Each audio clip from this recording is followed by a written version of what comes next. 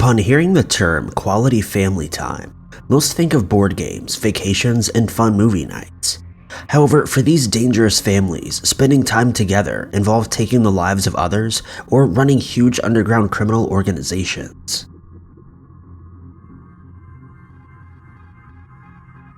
Number 5. From an outsider perspective, the Bender family seemed normal. John Bender, his wife Elvira, their son John Jr., and their daughter Kate lived on a decent plot of land in Labette County, Kansas, when they committed a series of heinous crimes between 1869 and 1873. The Benders became well known for their kindness towards strangers when they started making a habit of allowing weary travelers to rest at their home. Although it's still unclear exactly what happened during each visitor's stay. There were stories that were spread around town which labeled the Benders as kind and generous. As far as others knew, visitors would be blessed with wholesome dinners, a place to clean up, and a soft cot to sleep on at night. It wasn't until much later on that the news began to paint a very different picture of the Benders and portrayed them as a violent group that harmed their visitors rather than helped them. The family's downfall began in May of 1871 when the remains of a missing man named Jones turned up in a wooded area known as Drum Creek. His remains showed undeniable evidence that his life had been taken from him on purpose. Although the first suspect in the case was a man who owned the creek and its surrounding land, rumors immediately began pointing fingers toward the Bender family. The landowner was never brought in and eventually completely dismissed.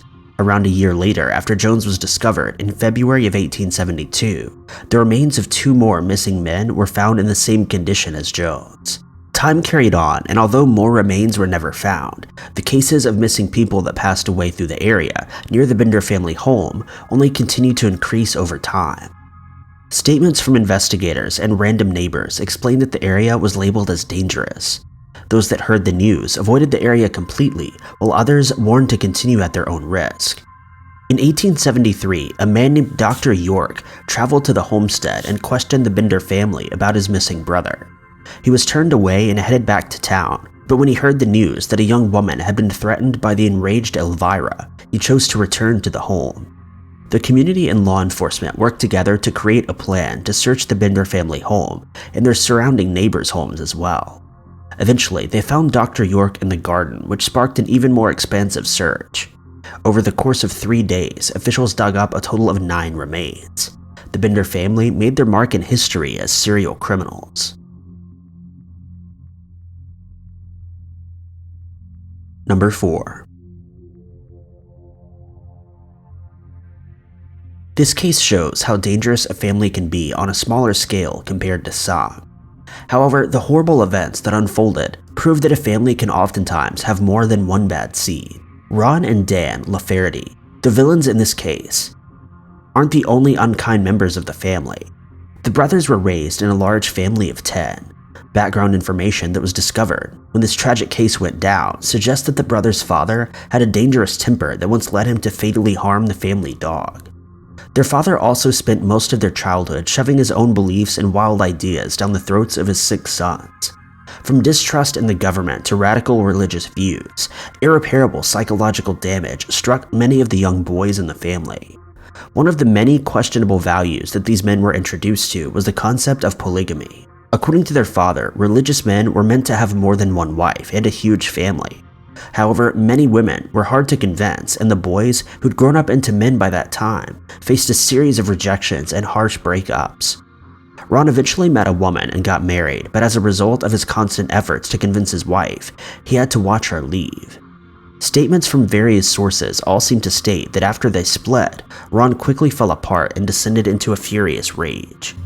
Ron's younger brother Alan was married to a woman named Brenda Wright Lafferty. Her background greatly differed from her husband's, and she seemed to see the world in such a different way that it often upset Alan's brothers. Brenda left Alan and went on to encourage the rest of the women in the family to do the same. Ron blamed his divorce on Brenda, despite the fact that many other issues led to his wife's departure. He gathered his brothers together and insisted that something needed to be done, especially because Brenda made God angry, according to him. In a foul and sneaky attack, Ron and Dan took the lives of Brenda and her very young child. They believed that they were meant to be God's prophets and that their crimes were easily excusable. Both brothers were eventually apprehended and tried in court. Ron was sentenced to death row, and Dan was forced to spend the rest of his life behind bars. However, Ron's fate came sooner than expected when he passed away of natural causes in late 2019. Number 3.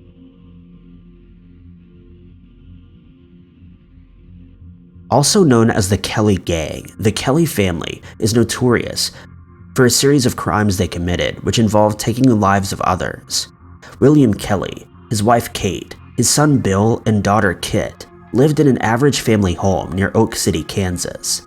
The family had moved to the area in 1869 and began to live a simple life of cattle farmers. Over time, they grew more financially capable and they opened up a tavern intended to offer fellow cattlers and travelers with a nice spot to rest and have a few drinks. They struggled from time to time, as any would, which was common for small business owners.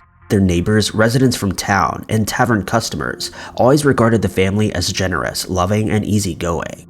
There were never any complaints or suspicions about their true character. They played their part very well, however, they couldn't hide the truth for very long. In the early months of 1887, people began to notice that travelers and neighbors had mysteriously vanished along the road leading to the tavern.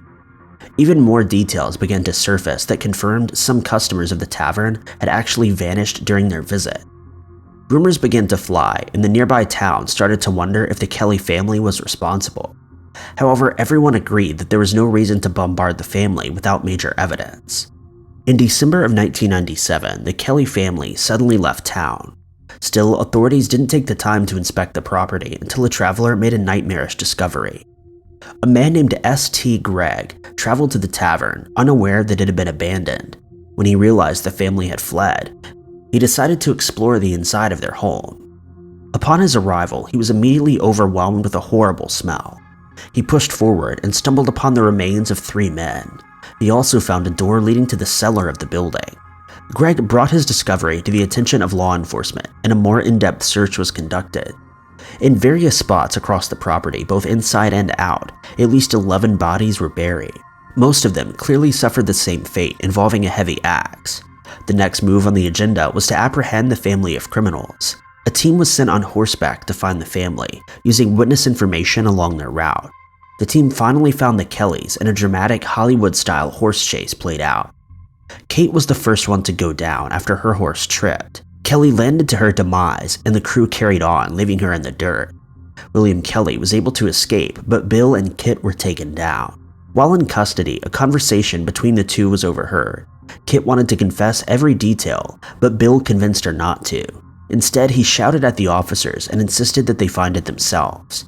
They were roped up to a tree and faced their fatal end. William was later found and gave himself up to an officer who pulled a weapon on him. As he stood in front of the small crowd, he confessed to everything in great detail. He ultimately confirmed that the entire family had taken part in the crimes and that they enjoyed it.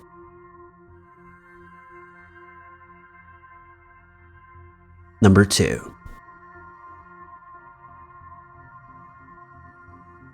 There have been no confirmed cases against this family proving they've broken the law or carried out any violent crimes. The thing that makes this family so dangerous is their money.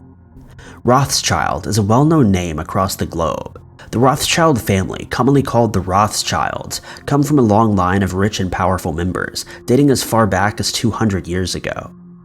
Originally from Germany, the Rothschilds began building bank accounts and financial institutions in 18th century Europe. With their innovative ideas and economic knowledge, they went on to shape the world of banking as we know it today. Their family grew larger as their grip on the world of money squeezed tighter. Over many generations, Rothschild men were educated in the family business. Virtually all of these men, over all these years, went into the world with the sole intention of bringing even more fortune to their family. As of 2020, the Rothschild family has a net worth of over $350 billion in profit and assets. Theories speculate that this family works closely with the devil, the Illuminati, or at the very least corrupt forms of government.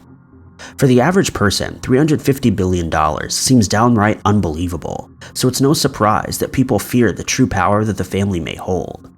If they wanted someone to disappear, it wouldn't be hard for them to hire a professional.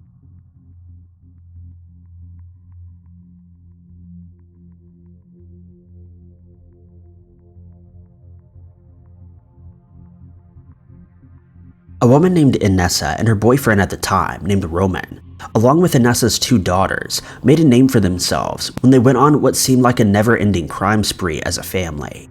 Although the daughters were very young when these insane actions were carried out, they later explained that they just enjoyed taking the lives of other people.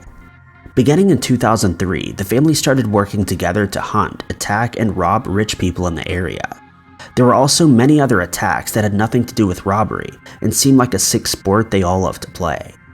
By the end of the parade of hate, they'd taken the lives of about 30 people.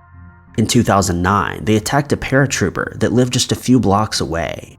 They attacked him and his family, all to walk away with the cheap prize of a camera, a laptop, and a hairdryer. The fact that they gained so little from the many robberies is just another key detail that proves their crimes weren't really about the money. Inessa gathered her family for an attack one day, which was carried out against her 2 teenage goddaughters. They walked away with a few expensive weapons and not much else. Some time passed and the family found themselves in an outdoor shootout with police. Rowman passed away at the scene. Inessa and her daughters were apprehended and faced trials. All 3 of them were sentenced to life in prison and are still incarcerated at this time. Thank you guys so much for watching. If you liked this video, be sure to click that like button. Also, don't forget to subscribe and click that notification bell to keep up to date with all of our future uploads. But I've been Ty Knotts, and I'll catch you guys in the next video.